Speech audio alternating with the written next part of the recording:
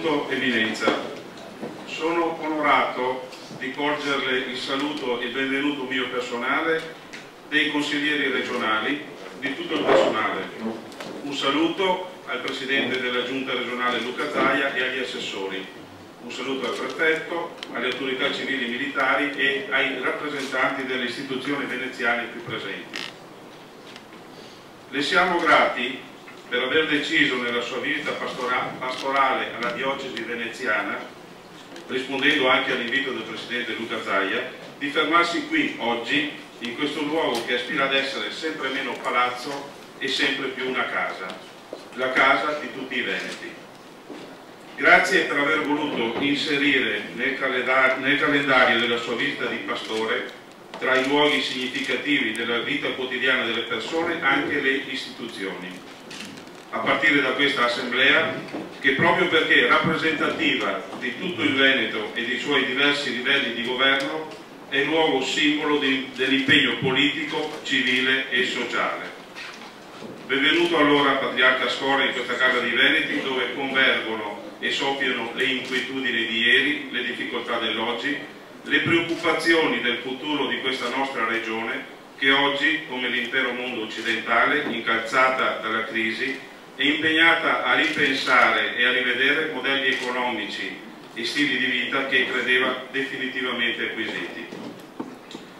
Sia pur con strumenti che possono apparire inadeguati e fragili, che risentono del decadimento delle ideologie e di una stagione sempre più faziosa ed urlata della politica, siamo consapevoli che è nostro dovere svolgere il mandato popolare che abbiamo ricevuto con serietà e rigore, rispondendo alle difficoltà di una situazione economica che sta rapidamente evolvendo in emergenza sociale. In questo nostro arduo compito, come ho avuto modo di ricordare in quest'Aula nel mio primo intervento da Presidente, il suo Magistero rappresenta una voce forte, chiara ed autorevole non soltanto all'interno della Chiesa, in quanto è diventata un riferimento irrinunciabile per quanti cercano di cogliere ed interpretare l'uomo nelle dinamiche economiche, sociali e culturali del nostro tempo. Lei ci ha ricordato che il Veneto è ancora poco regione, evidenziando i rischi di un policentrismo arroccato negli equilibri dei campanili, chiuso, diffidente, ostile, schiacciato nella quotidianità dei propri bisogni.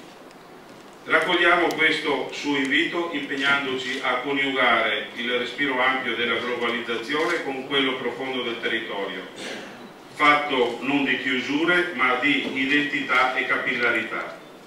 Un territorio che domanda con forza una diversa attenzione e un nuovo approccio, che sintetizziamo nella parola federalismo. E questa è l'unica strada percorribile.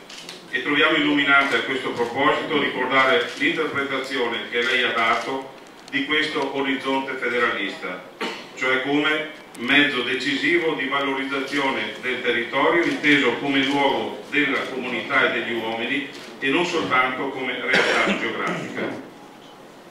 In quest'Aula, Eminenza, siamo chiamati ad affrontare problemi e scadenze importanti che toccano direttamente la vita dei cittadini veneti. La prima emergenza, la più drammatica, riguarda il lavoro. Anche dando credito a quanti intravedono incoraggianti e significativi segni di ripresa, non ci sono dubbi che i benefici sul piano occupazionale saranno lenti e parziali. È nostro dovere non lasciare nulla di intentato, incoraggiando ogni sforzo che punti all'innovazione del nostro sistema economico e sostenendo con interventi concreti e mirati quanti, lavoratori e famiglie, pagano e subiscono più di altri il costo della crisi. Una crisi di cui non ci sfuggono la dimensione e le ricadute strutturali e sociali e che rischia di creare dolorose fratture e profonde incomprensioni tra i diversi soggetti sociali, tra imprenditori e sindacato, tra mondo economico e istituzioni, tra la politica e i cittadini. Non dimentichiamo che per essere veramente efficace l'approccio ai problemi e l'individuazione delle soluzioni deve essere corale, coordinato e condiviso. Per quanto ci riguarda, non solo dobbiamo sentirci coinvolti, ma più di altri dobbiamo sentire la responsabilità di ritardi e omissioni. È una strada fatta anche di piccoli ma significativi gesti, destinati a dare efficienza al nostro lavoro e a recuperare quella credibilità necessaria a riconciliare ed avvicinare la buona politica ai cittadini. Una strada che con fatica, ma anche con qualche risultato, stiamo percorrendo, cercando di abbassare i toni, puntando ad un confronto pacato, rispettoso, concreto.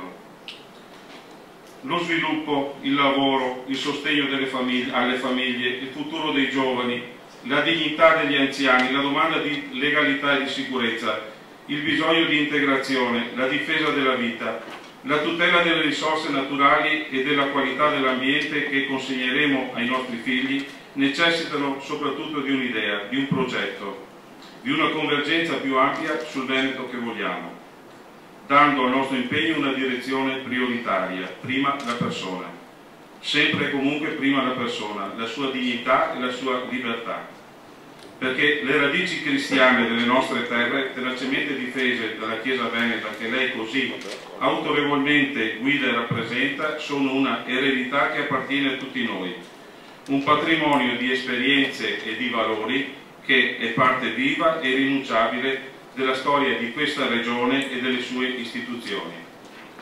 La centralità della persona, la sua dignità e i suoi diritti sono il punto fermo della Carta dei Principi su cui 40 anni fa è nata e cresciuta l'istituzione Regione e ne continua a orientare operato e interventi.